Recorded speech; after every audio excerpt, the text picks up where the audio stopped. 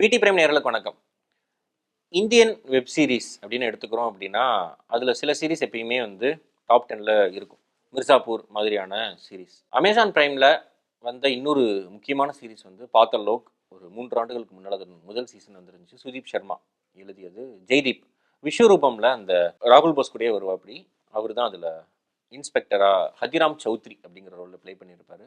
இந்தியாவில் இருக்கிற மீடியா, இந்தியாவில் இருக்கிற போலீஸ், இந்தியாவில் இருக்க பலியாடுகளாகவே சிலர் சூஸ் பண்ணுறது அப்படின்னு இந்தியன் சிஸ்டமில் யாரையெல்லாம் கொஷின் பண்ணணும்னு இங்கே இருக்கிற காமன் மேனுக்கு ஒரு கோபம் இருக்குமோ அந்த எல்லோரையும் கொஷின் பண்ணியிருப்பாங்க. ஸோ அப்படியான ஒரு சீரீஸ் அதோட அடுத்த சீசன் வருது அப்படிங்கிறப்போ அதுக்கான எதிர்பார்ப்புகள் அப்படிங்கிறது அதிகமாகவே இருந்தது. குறிப்பாக ஜெய்தீப் மறுபடியும் அந்த ரோல் ப்ளே பண்ணுறாரு. இப்போ இன்னொரு புது கேஸ்.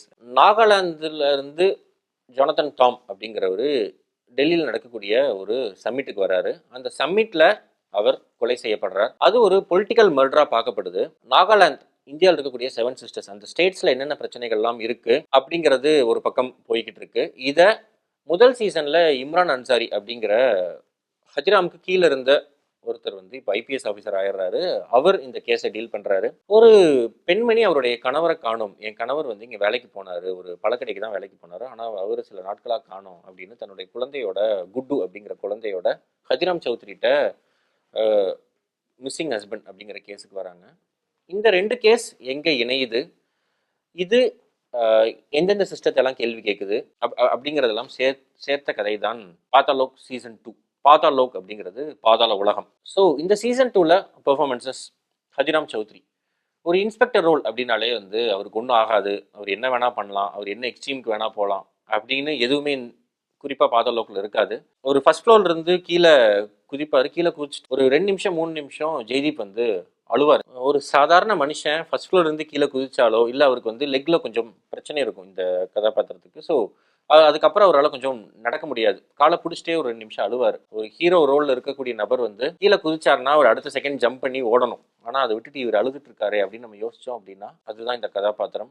ஹதிராம் சௌத்ரி அப்படிங்கிற இந்த கதாபாத்திரத்தை அவ்வளோ பெர்ஃபெக்டாக ப்ளே பண்ணியிருப்பாரு ஜெய்தீப். முதல் சீசன்ல ஒரு கில்ட் இருக்கக்கூடிய போலீஸ் ஆஃபீஸர் என்ன மாதிரியான சுச்சுவேஷன்ஸ் எல்லாம் அண்டர்கோ பண்ணுவாரோ அது எல்லாத்தையுமே அண்டர்கோ பண்ணியிருப்பாரு.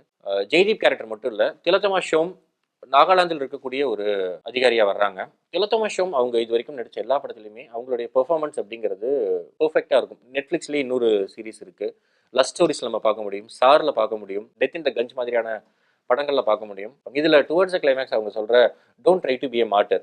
என்னமோ நீ மட்டும் தான் இந்த சிஸ்டத்துல வந்து எல்லாத்தையும் சரி செய்யணும்னு நினைக்கிறேன், மிச்சம் எல்லாருமே லஞ்சம் வாங்குறவன் ஊழல்வாதி அப்படிங்கிற டோன்ல ஃபர்ஸ்ட் டீல் பண்ணாதப்பா அப்படின்னு பேசுற அந்த வசனமாகட்டும். இன்ஃபேக்ட் அந்த வசனத்தை வந்து நீ மட்டும் தான் பெர்ஃபார்மர் நினைச்சுக்காதப்பா, நான் கூட பெர்ஃபார்மர் தான் அப்படிங்கிற டோன்ல தான் திலோத்தமா ஷோம் அவங்க ரோல் ப்ளே பண்ணியிருப்பாங்க.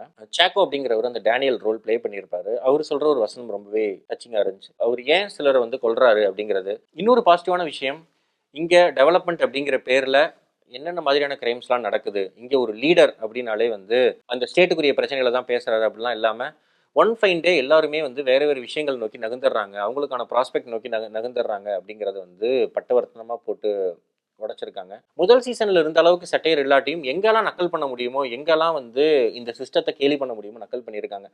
ஃபர்ஸ்ட் படம் இந்த சீரிஸ் ஆரம்பிக்கிறோடனே வந்து ஒரு லேடி வந்து அங்கே இருக்கிற சீனியர் ஆஃபீஸர்கிட்ட சொல்லுவாங்க, நான் கஷ்டப்பட்டு படித்தது ஒரு நல்ல டீசெண்டான வேலைக்கு போகணுன்னு தான் சார், அதனால தான் இங்கே நான் ட்ரான்ஸ்ஃபர் ஆகிறேன் அப்படின்னு. ஏமா அப்போ போலீஸ் டீசெண்டான வேலை இல்லையான்னு கேட்குறதுல ஆரம்பிச்சு எங்கெல்லாம் இந்த சிஸ்டத்தை நக்கல் பண்ண முடியுமோ அது எல்லா இடத்துலையுமே சாலிடாக நக்கல் பண்ணியிருக்காங்க.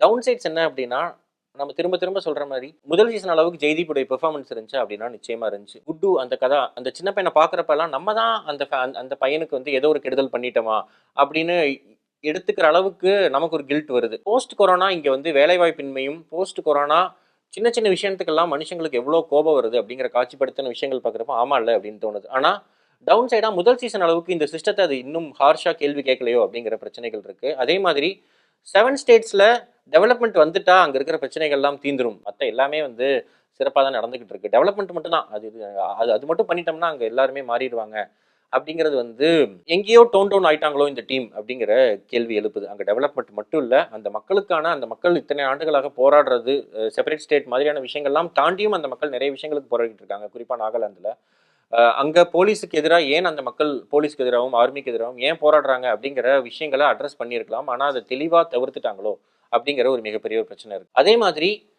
ஒரு படத்துல ஒரு சீரீஸ்ல கனெக்ஷன்ஸ் அப்படிங்கிறது ரொம்ப முக்கியமானது. ஒரு ஏதோ ஒரு ஃப்ரேம்ல ஒன்ன காட்டிட்டு இது ஏன் காட்டியிருக்கோம் அப்படிங்கறதுக்கான கனெக்டை வந்து எண்ட்ல வைக்கிறதுங்கிறது நல்ல விஷயம் தான். ஆனா எண்ட்ல வைக்கணுங்கிறதுக்காகவே கனெக்டை காட்டுறது. ஃப்ரெண்ட்ஸ் ஆர் ஃபார்வர்ட்னு ஒரு ஆட்டோ, ஏய் இந்த ஆட்டோ நான் அன்னைக்கே பார்த்தேன்ல, ஏய் இந்த சீன் நான் அன்னைக்கே பார்த்தேன்ல, ஏய் அந்த கிழிஞ்ச நோட்டு இதனால தானே அப்படிங்கிறதுக்காகவே கனெக்ஷன்ஸ் டெலிபரேட்டா பண்ண மாதிரி இருக்கிற பிரச்சனைகள் வந்து கொஞ்சம் பிரச்சனையான விஷயம்.